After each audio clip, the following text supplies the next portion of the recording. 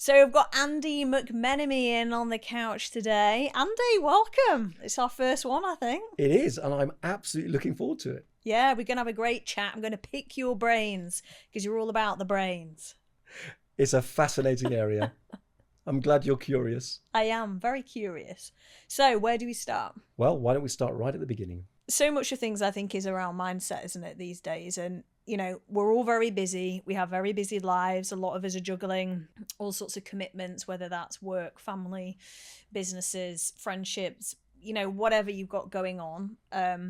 Illnesses, there's a whole bunch of different things in the mega mix. So I think having a strong mindset and having a resilient mind, particularly now more than ever, because I think we're seeing there's a lot of trends coming through with the younger generation. There's a lot of isolation, loneliness. People are heavily digitized and living in a digital world and less in the real world. So how do you develop a framework then that helps keep your mind strong for the phases of life and chapters of life that you're naturally going to progress through?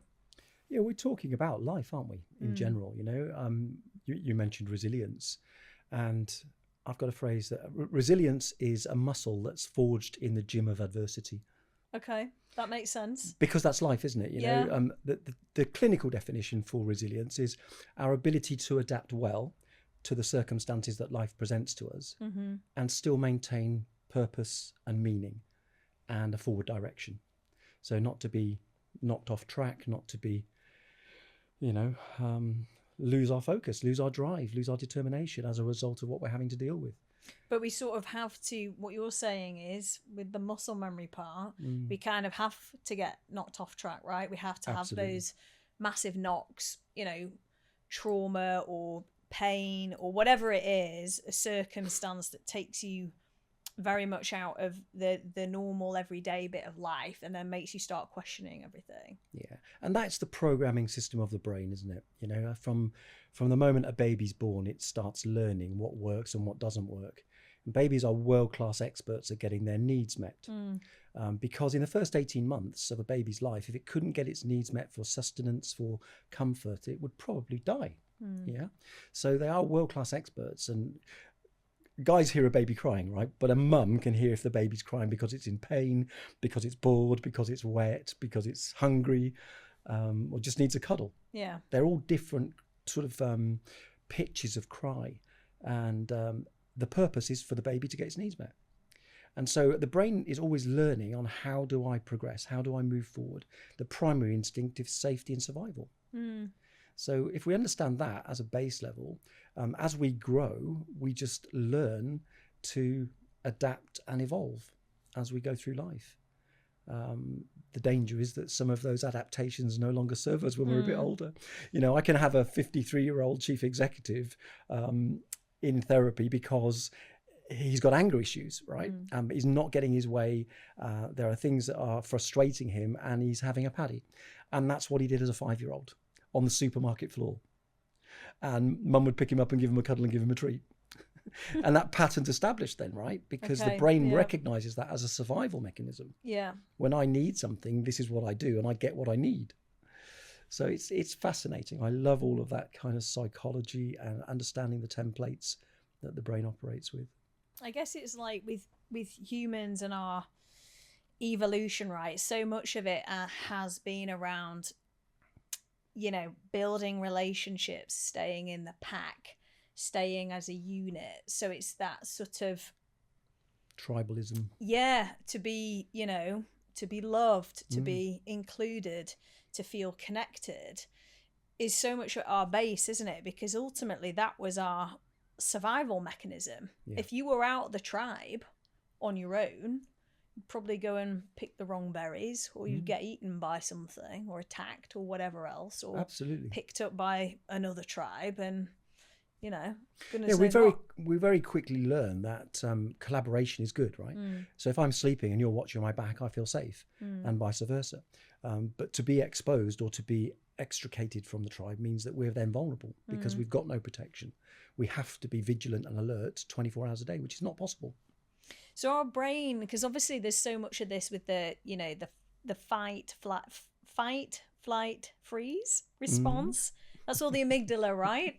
This is as much as I know, not a psychologist, but you know what I have been learning about recently about the brain, dopamine, and about addiction to do with dopamine and dopamine addiction. I think it's a really interesting area on understanding that, and how you're exactly what you've just said, that how your brain is wired for patterns and patterns on things, and how it recognizes different things, and then it can stay in these pattern loops, if you will, for things that don't necessarily serve you. So it's hard, isn't it, because we've got this ancestral brain, this amygdala part of that's the base of survival, and then we have how we live now, which is somewhat in a world of abundance, and it's creating this sort of, I don't know, I think divide in society where I think people are a lot less resilient now. They're a lot less resilient than they used to be, because we're not used to having to go through adversity in the same way that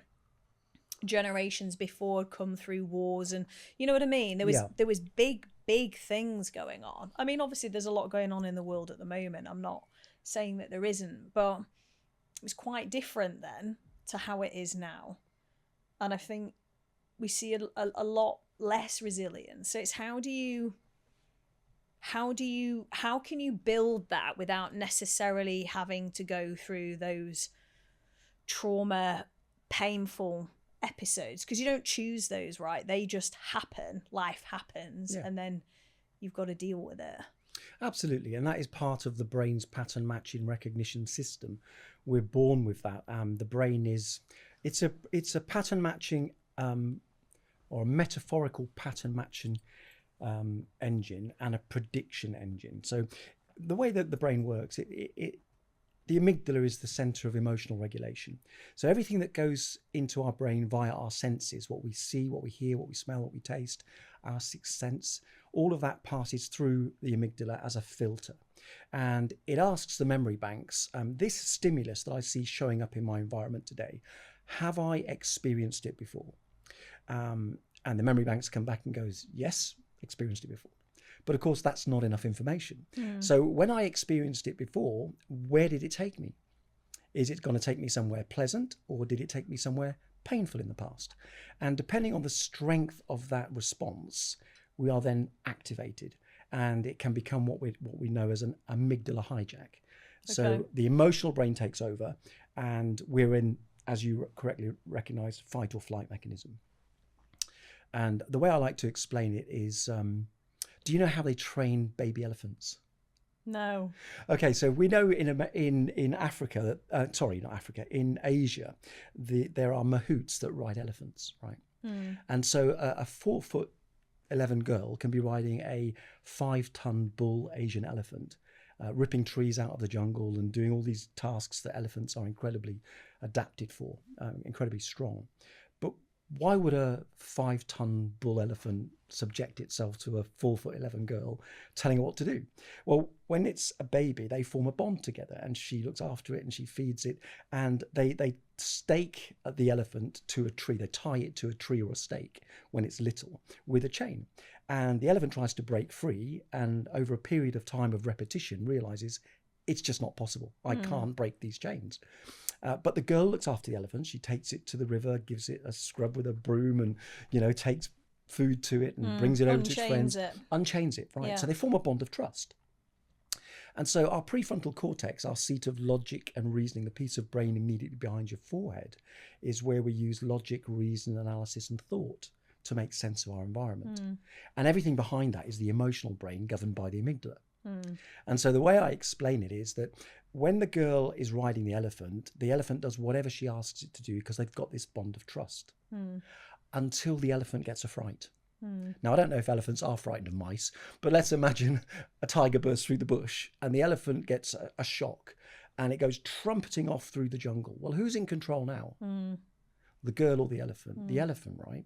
So the emotional brain, our emotional brain, is so much more powerful and so much more able to override logic and reasoning through the chemistry it uses when that fight or flight mechanism is activated, because it's a survival situation, right?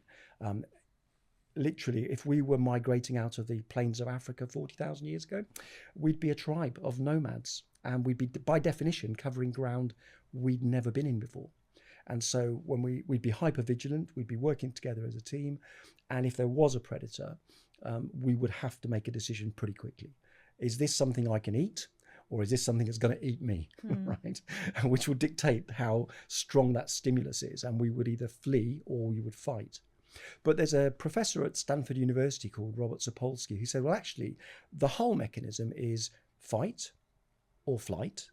There's also freeze. Now, the freeze mechanism is really important, because if we can be mindful enough to just pause, calm our emotional brain down, and use logic and analysis to review this thing that's coming towards us and recognize it as another tribe, but they're not hostile. They appear to be friendly. Therefore, can I friend them? That's the next F. Okay. Fight, flight, freeze, friend. So that's more about, say, if you were in a situation where really your logical brain needs to be in control. So you're in a work situation, you were presenting something, say, and then for whatever reason, you had a bit of an episode where your amygdala kicks in and you lose your trail of thought, you get a bit anxious, and you sort of like, oh, we're being hijacked. Yeah, you're getting hijacked. So would that be the technique then, just to sort of take a pause to try and get back to your logical brain and have that freeze response, just to, as you say, calm your nervous system? I mean, how would you go about doing that? Is that around like deep breathing? Is it about... It is, yeah. What sort of things do when that? we are chemically activated, which is adrenaline and cortisol, the drivers of the fight or flight response, then we're being motivated and energized to take action.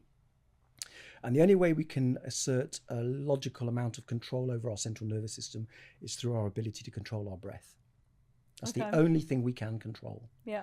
And so we know now that in order to lower the dose of adrenaline or cortisol, we need to be able to breathe and activate what's called the vagus nerve. So the body has two responses. It has a stress response and it has a relaxation response.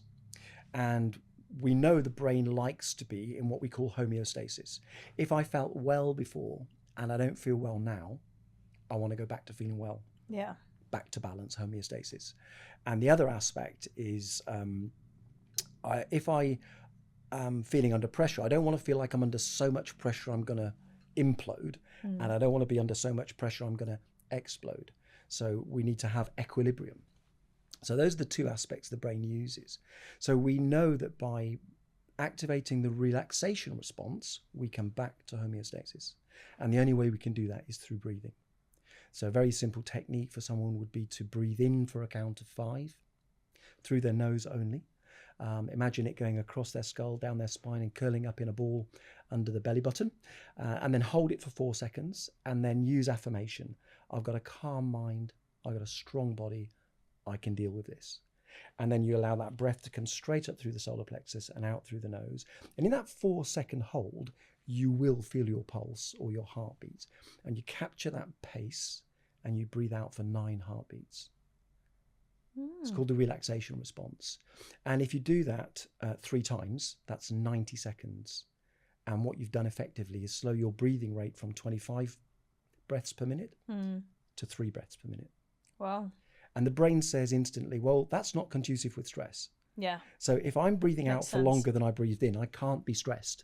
So you've sort of hacked it then? You have, yeah. You've given it a hack. Well, you've understood the operating system and you're using the operating system correctly to regulate, to self-regulate.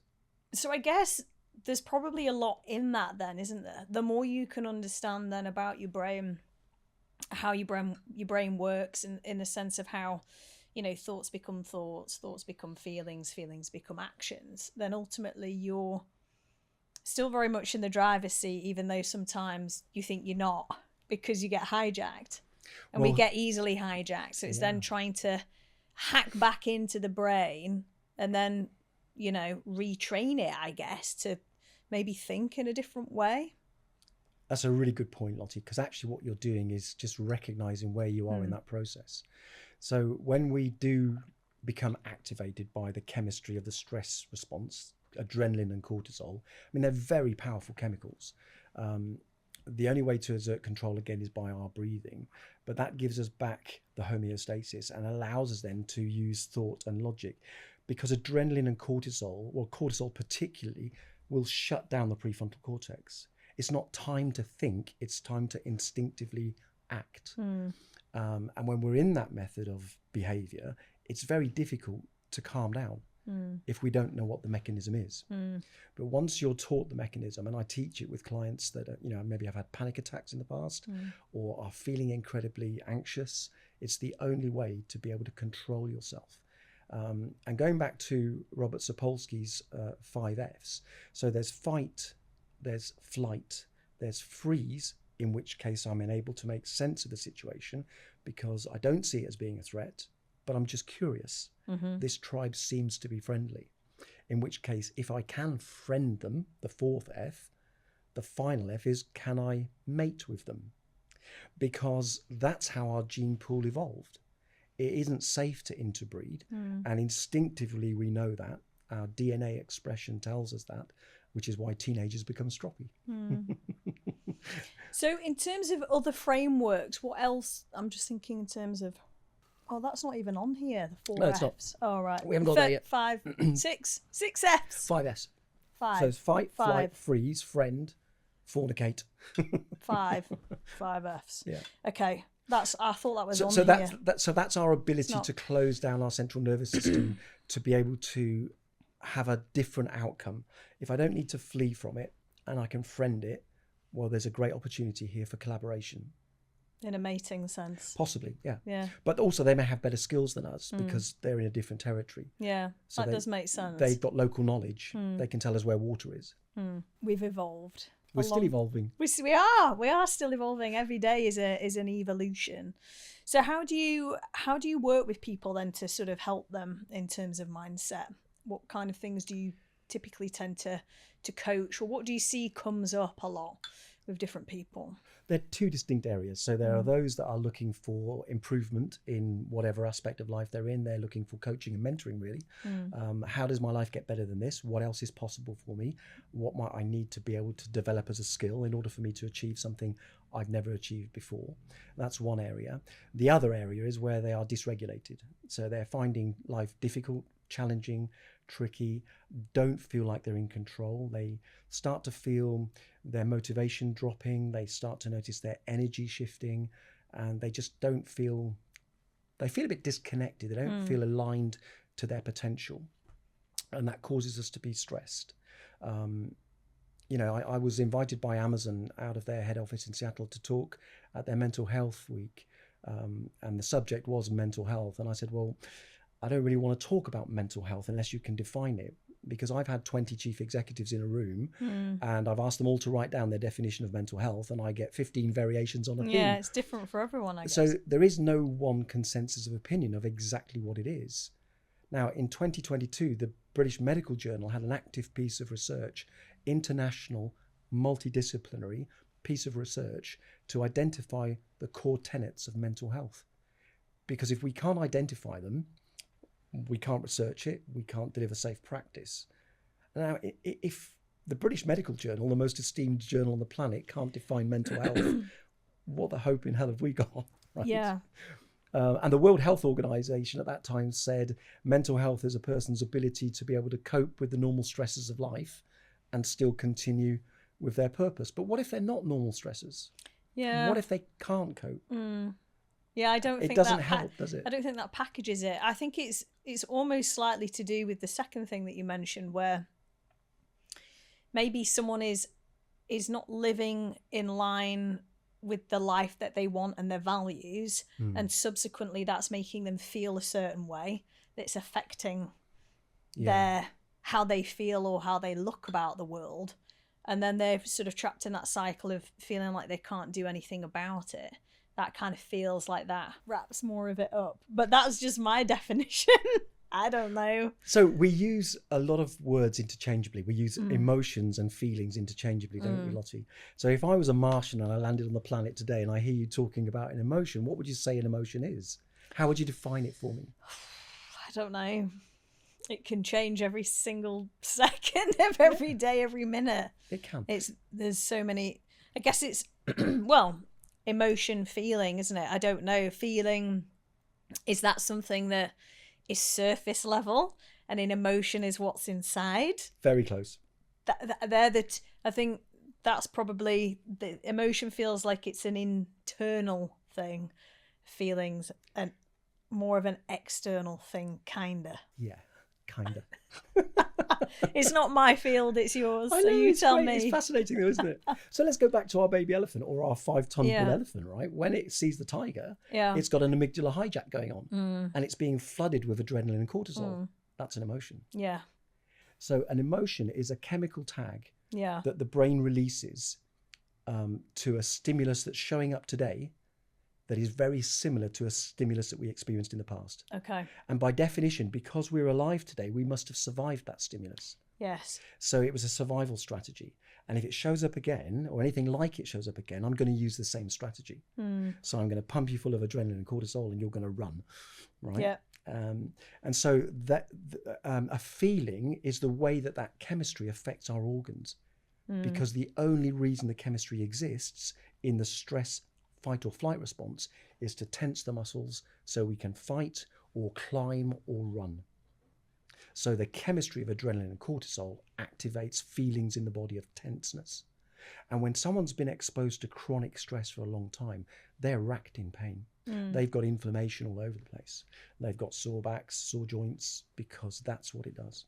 We've sort of not evolved, have we? Well, we have. It's a very successful strategy, and it's a very adaptive strategy. Yeah, but it's how it then applies to real world stimulus now, because we're not running away from because it's designed, tigers. Yeah, it's designed for an acute response to a stimulus which is urgent, but it's not designed to be an operating system. No. You know, we would normally overcome the threat. We'd escape the tiger. We'd fight the tiger and kill the tiger, drag it back to the campfire, butcher it and eat it. I mean, presumably as well, those emotions, those intense emotions would come up a lot more back in the day, whereas now, less so. So again, is that back to resilience and ability to adapt for different generations, but just, my grandparents and great-grandparents and situations, whereas now we live in a world of abundance where everything is at a click of a phone. We don't have to hunt the food. We created systems to create supermarkets, so we go out and buy the food. But now we don't have to go out and physically buy the food. We can order the food online. Oh, wait, hang on a minute. It gets delivered. Well, now we have to cook the food. But no, wait, we don't have to cook the food. We can go online and order whatever we want and then, go and get it somewhere. Oh, no, wait, we don't even have to do that now. It can get delivered to us. Yeah. So we've come a long, long way from the hunter-gatherer, where it's a click of a whatever, and Deliveroo's here and turns up with a meal right there. But what hasn't changed is the chemical responses to stressors. Now the stressors are a late deadline for a meeting. I've got an uncomfortable conversation I need to have with someone. I'm not sure how to have it. The boss wants to have a word. I've got deadline pressures I'm not feeling confident I'm going to meet. What will that mean for my security in my job? AI is on the scene now. What's the threat or the risk to me? So there are a lot of stressors that people are experiencing, not just financial from the economy, safety and security of income, jobs, businesses, business owners that have a lot of staff responsibility, and the pressures of business that nowadays, they're all stressors. And again, in the old way of thinking about it with the tribal process, we didn't have social media, we didn't have any distractions. So once we'd overcome the threat or the challenge of finding food, and we were back at the campsite or the campfire in the cave, we would relax. We would invoke the relaxation response. We would fire gaze, we would chat, communicate, and go about relaxation. Emotionally regulate. Correct. Yeah, whereas Absolutely. now We're constantly on. Yeah, there's a lot less chance, isn't there, to kind of emotionally regulate yourself in a sense, because there's constant stimulus. And that's what people are recognizing. For different things, access to everything. And it's on, as you say, all the time, notifications there isn't that switching off. I mean, do you think there'll be more of because there's a movement and a trend, isn't there? I think with the sort of the generation down from mine that is all around becoming analog, going more analog, getting pleasure out of analog things, going out and walking, getting a vinyl player, listening to music, but like through vinyl, so not like digitized. Go out and get a film camera and take pictures through film, so completely like digitize. Do you think there'll be a movement to go back down that road? That's the part of our physiology and our chemistry that hasn't changed. So the best reset for your nervous system is to get out in nature. Go on a walk or something. Go on a walk in nature. Our brains are designed not to sit inside four walls and stare at a screen during the day at work, and then to do the same thing in the evening. Our brains are designed to view the world through an ever-changing landscape. So one of the things I share with clients that are going through this kind of identity reset and the reset protocol is to do a 30-minute walk in the morning, a brisk walk first thing, because with no phone and nothing to think about, we don't have to think about the process of walking. It's an unconscious behavior, and we're very capable and confident of doing it.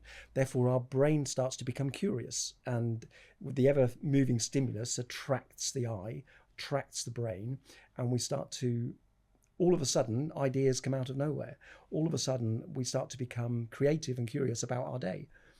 It feels like an alien concept, though, because I like take the dog out for a walk, and I probably walk 30 or 40 minutes a day. A lot of the time I'm listening to a podcast. The idea of leaving the phone at home, I mean, what in case there's an emergency? What if there isn't? Yeah, and it's probably 99% unlikely there's going to be an emergency. And if there was, I'm sure there'd be a person that would probably have a phone, right? You're so in tune to just having a device with you all the time. It just follows you around like your clothing. It's kind of become part of your person. It's odd, really. And part of that learning and developing that resilience is to understand that there are times when we need to be offline. We need to just have quiet time where we can put life into context. And when people are dysregulated and they're emotionally distressed, one of the things they often forget is to think about their potential, to think about why they can make changes. And they actually don't often celebrate what's going well, and they're fixated on all the things that aren't going well. And if you think about the chemistry involved, then they're in stress response. Okay, now the opposite is the relaxation response, and that triggers an awful lot more calming chemistry. And when we then put into it a gratitude practice, well, now we're flipping on the other side of it, and we've got other chemistry like dopamine, as you mentioned, serotonin, oxytocin, all the feel-good chemistry, okay, which is not activating us for fight or flight. It's motivating us to look forward to a reward. And so what I share with people is when they put their heads on the pillow at night to go to bed, and they've been in a dysregulated state for a while, where does their mind go? Automatically to the stressors, the things that are not going well, because they're worried and they're anxious. And the flip for that is to fall asleep thinking about one thing you're incredibly grateful for that showed up in your day to day, because that then triggers dopamine, serotonin, and oxytocin. So if you can do that just before you fall asleep, you then fall asleep bathed in what we call tonic chemistry, as opposed to toxic chemistry, which is the stress chemistry. So get rid of your phone as well before you go to bed. Have a sleep hygiene process. No blue light. Have some calming music and a bit of meditation time, or read a book, or have a conversation, and have that downtime, that down regulation. So the nervous system learns to switch off, and it's okay to switch off. Do you think it's hard for people to switch off because there's so much stimulus? Because it's interesting, because I think my 6-year-old said to me about something the other day, because he was wanting his device, and I really limit it. After I've been reading into dopamine, it's a little bit terrifying where the device thing goes for young children, and then addiction to that, and how it leads into addiction of a lot of other things when they grow up. So that's something that I need to kind of keep looking at and researching on, I guess, is my position as a parent as well. But he talked about being bored, and I was like, it's good for you to be bored. Like, you grow up in childhood bored a lot of the time, and bored is good because you've got to then go and entertain yourself, go and explore something, go and on an adventure, go and experiment, go and use your brain, go and be creative. I think it's difficult for kids now because probably in your generation and mine, we had a lot more flex about where we could go. It was a bit of a safer world back then. You could go and roam a little bit away and then come back, and it's not really sort of set up like that anymore. But I think boredom is an important part, and actually as an adult, because you have so many things to do, your time is having to get divvied up into so many things, you forget actually that you need to be bored a little bit, and you have to create space to be bored and sit without anything as a little comfort blanket. What a lot of people might not appreciate is that when the social media companies started, developing the icons, the thumbs up, the smiley face, etc., they actually studied addiction. Yeah. They studied gambling to understand how to make it sticky and how to trigger dopamine. And there's a great film that you can watch called Screened Out by a film producer called John Hyatt. And he talks in that film about, Steve Jobs famously wouldn't give his children an iPad or an iPhone. He wanted them to use their creativity, which is exactly what you're saying, their curiosity. And kids spend a lot of time in what we call theta brainwaves, and that's the seat of imagination. You buy them £100 worth of Christmas presents and they play in the box. Yeah. They turn it into a princess box. castle or a That's pirate ship, right? Yeah. So they're using their imagination, which is the theta brain state, and they're curious and they're fascinated and they're creating all sorts of scenarios, which is how the brain learns. And what they don't need to be done is sat in front of a blue screen where they are now fixated on movement on a screen, triggering dopamine. Because that becomes very addictive for them and they lose the ability to use their creativity. And in Silicon Valley, there were 2 schools that all of the tech executives send their children to, and they were non-tech schools. They were chalkboards, sandpits, crayons. But what does that tell you? Exactly. Yeah. Exactly. They knew it wasn't good for us. It's difficult in a way, isn't it? Because I don't think probably when they first set these up, it was set up to help people feel more connected. I think that was what a lot of it was. But obviously the way it's developed, the way that the platforms have grown, the way that now advertising works and the commercial aspects of it, of course, they're running businesses. They're not doing it for free, are they? They've got to pay their staff and earn a wage and make a living and whatnot. It's obviously changed the landscape of what these platforms are now, and it's almost created more disconnection of people, more isolation. I think it has a good side and it has a dark side, and I think it's controlling it for kids. I think is very, very important, because a lot of what we're talking about, MDs, CEOs, we're talking about adults regulating. Sure. So how on earth, if an adult can't do that, how is a child expected in this world to be able to do that with a underdeveloped brain, with a brain that's had a lot less stimulus, experience, everything else? It's almost impossible for them. You're right. And who does that responsibility lie with? It's the parents, right? And if the parents have never been shown how to do it, they don't know what to do. And do you remember, you may remember, but I certainly remember being read a bedtime story. And my imagination was in play. Yeah. And it was curious and it was creative, and it was, sometimes my dad would start the story and I had to fill in the next line. Yeah. And then he would put a line in and I had to put the next line in. So the bear would end up doing all sorts of things that a bear shouldn't do. But that was imagination playing. Yeah, and you remember that. I still remember it now. You're talking about it, so you remember it. And there's a smile on my face as I recall that memory. Yeah. So there's dopamine involved. Yeah. And oxytocin. There's pleasure involved in that. And that's where we should be taking children. We should be encouraging them to be creative, and we should be challenging the tech and getting them to, debrief their day. What did you learn today that you didn't know last week? I always ask my kids what the best thing, before I put them to bed, I always ask them what their best thing was about the day. Yeah. And obviously their response are always quite sweet. Some of the things that they come out with are quite hilarious. I think one of the twins said, he just said it going out in a car, and he was like, "That's my news for the day. That's brilliant. That's my news." And it made me chuckle. I was like, "That's so sweet." But they're small things, and I think children and young children as well are very good at reminding us to live very much and be present in the moment, because that's where they live. They are 100% presence. That's a really good point. They don't think about the future, Yeah. because they're not, that probably doesn't kick in until they're older or they're at secondary school, and they start to understand what life is really about, and their eyes get opened up. It's like, oh wow, okay, this is what it really is. But because you're in a little bubble, I think, until then as a child.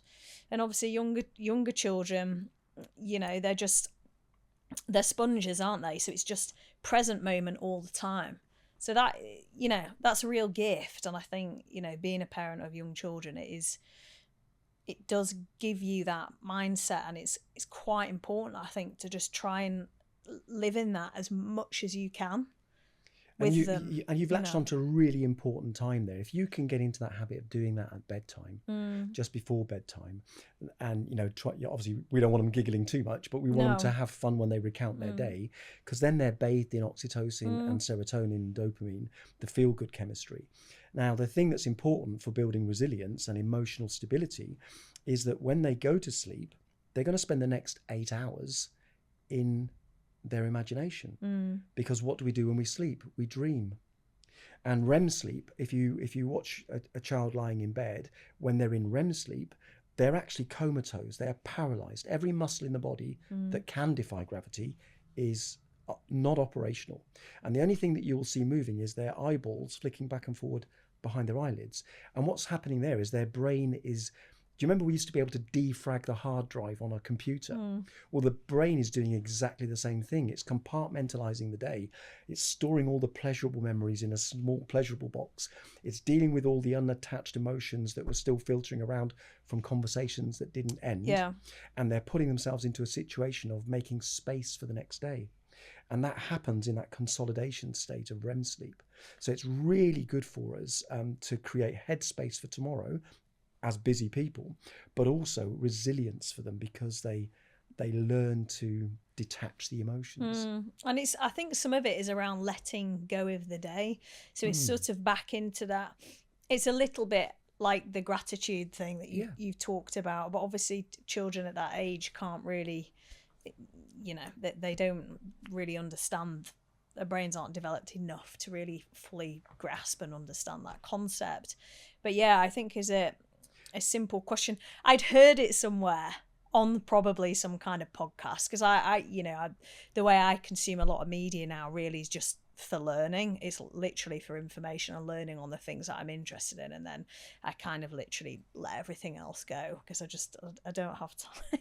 Yeah, but you're in curiosity mode, aren't you? Yeah, so it's that's the bit that I enjoy from it, and is picking out the bits that you like and then applying that really to better your life. That's kind of what it's about, isn't it?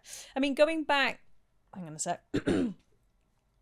So going back to what you talked about in the way in which you work with people, you sort of said that people generally fall into two chapters. You've got the people that are in the kind of coaching and growth mindset, and then you've got people that are kind of struggling with day-to-day emotional regulation and managing that side. When you come to work with people, do you find that are there groups of people that tend to fall into those categories based on chapters of life that they're in? We talk about a midlife crisis, right? And I'm approaching 40 this year, so I guess I'm due soon, right? So is it to do with the midlife? So then people tend to be more in this chapter versus the growth, or is it just a mega mix? I was just interested to see if there was any kind of correlation depending on people's age or, you know, what life season they're in, let's say. Yeah, I think people, you know, primarily are looking for some sense of achievement and accomplishment. And if that's not being fulfilled from the career, because perhaps they feel progression's no longer possible where they are, they may be going through a phase of consolidation because they can't afford to move roles because children at school and all sorts of situations, they're still looking for a sense of meaning and purpose. They're still looking to enjoy some sense of achievement and accomplishment, which are 2 of our 9 emotional needs, and they must be met. You know, we only have 9 emotional needs. Every human being on the planet has 9 emotional needs that they must get met in order to feel well and not to feel like they're being overwhelmed or losing control of their lives. And so when any of those 9 emotional needs are not being met, we will be motivated to get them met. Just like the baby that has to get their need for attention met, we as adults have to have our emotional needs met. And it only takes one not to be met at a significant enough level for us to become quite unwell. Emotionally, mentally unstable in the way that we process things.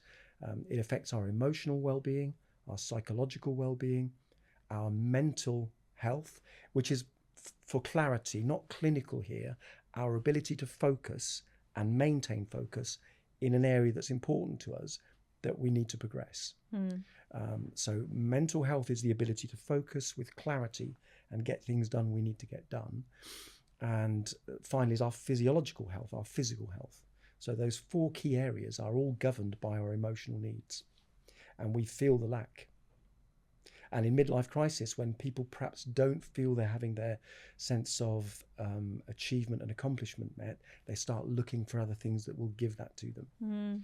And that was my story, Lottie. I collapsed through stress at the height of my corporate career into a convulsive fit one morning at 10 o'clock on a Saturday in my own shower.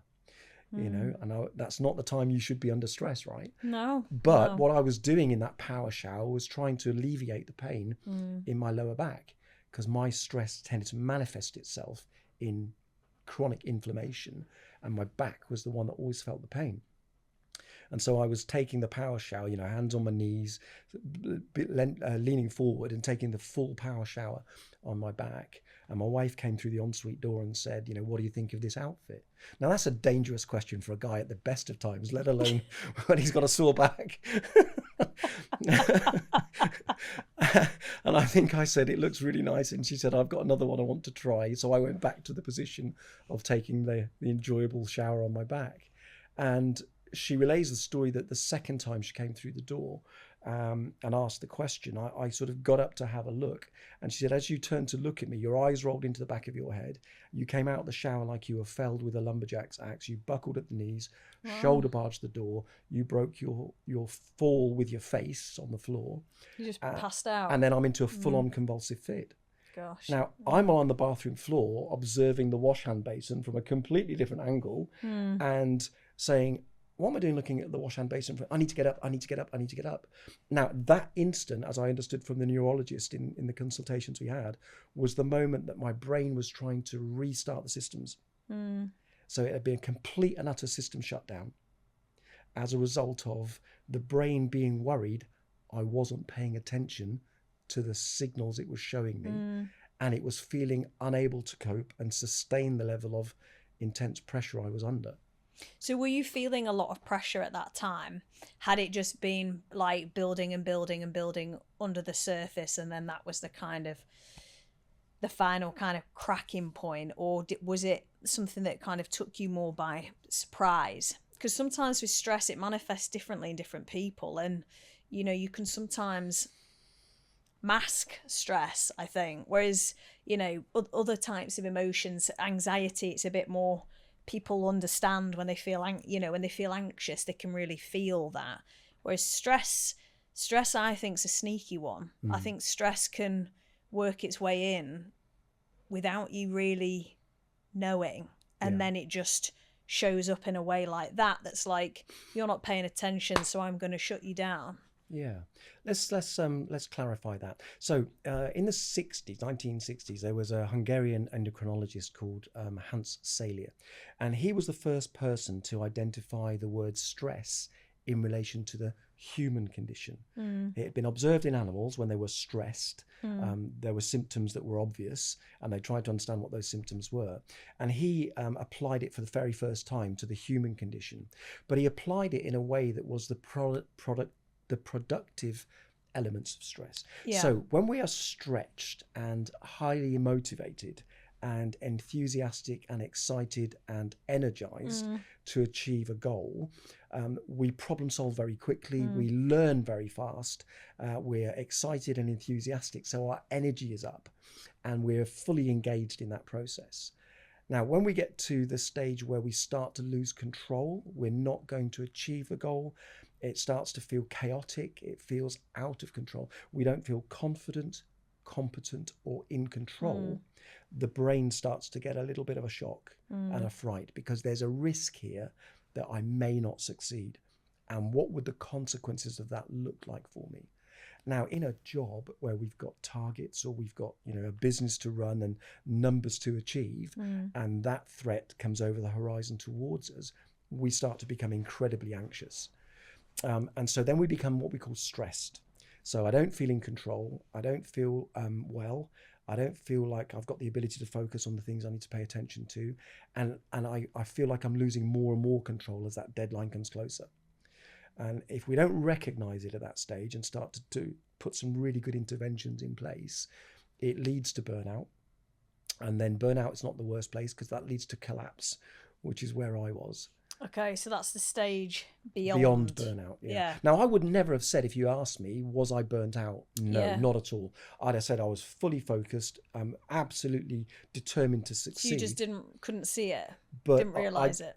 I didn't realise it, and No. I was working longer and longer hours to try and outwork the stress, which is not possible. No. Trying to force the result, which wasn't possible.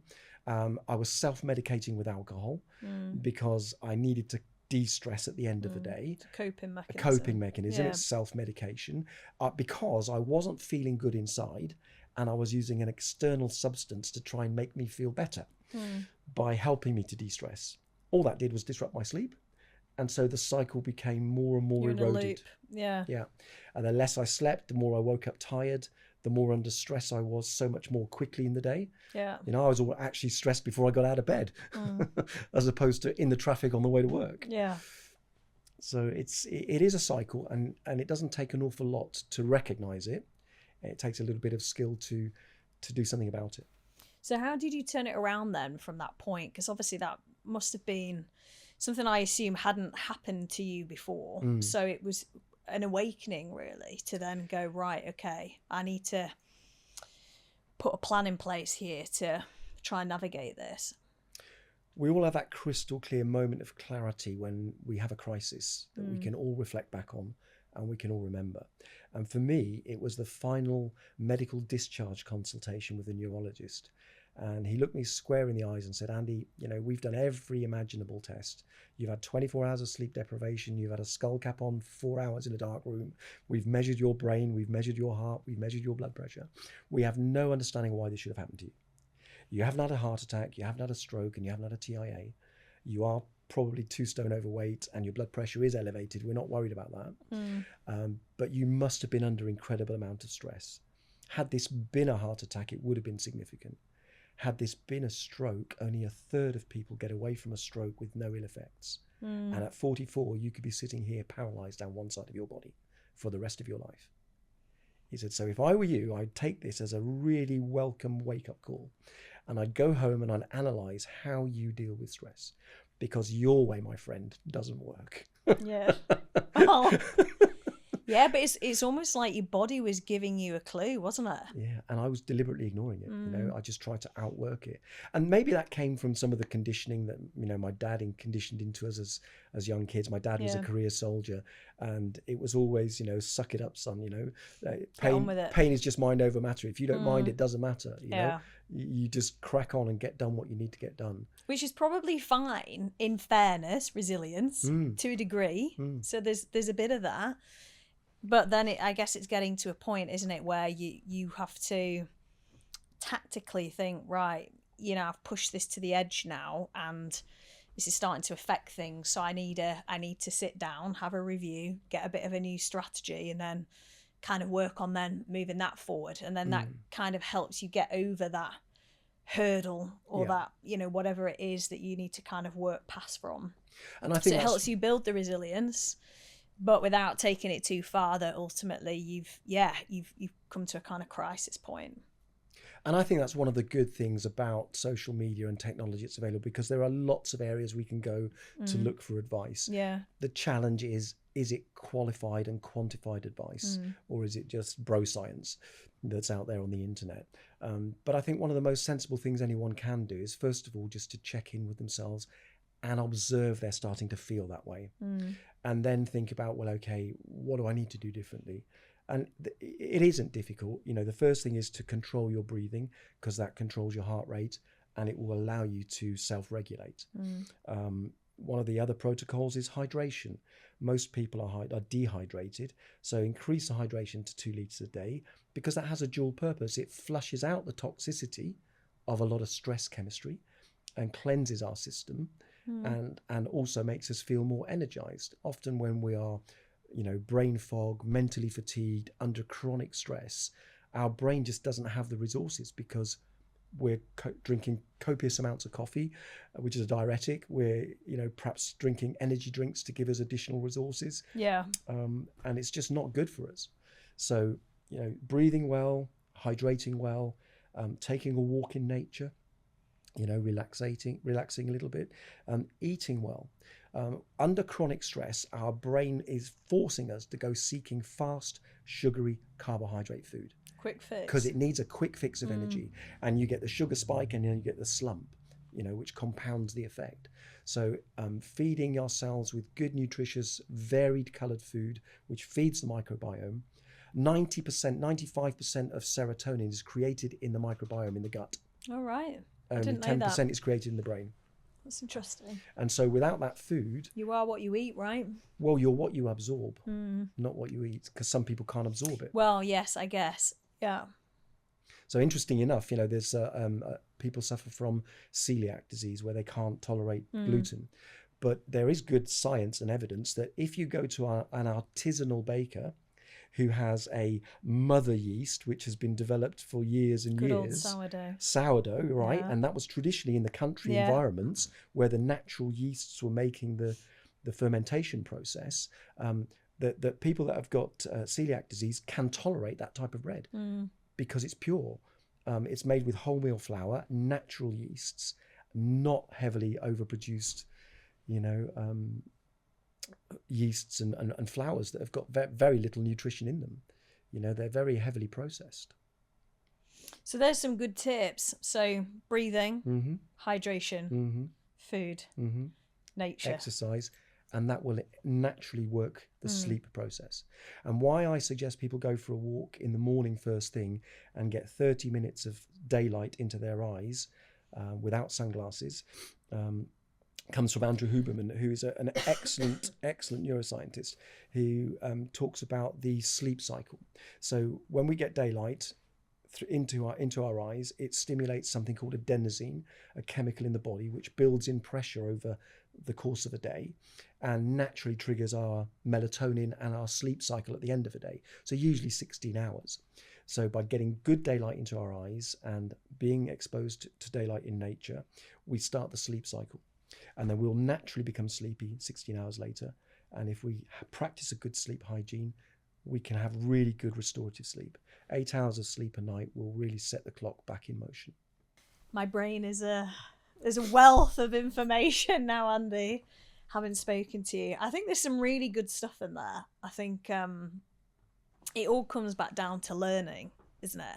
It's like with anything, if you've not done something before or you've not experienced something before, you need to find the people who have and then go out and learn the information. And then once you have that information, you can then apply it, or at least better equip yourself for when that situation comes up. Yeah. That you can try and handle it in some way in the future.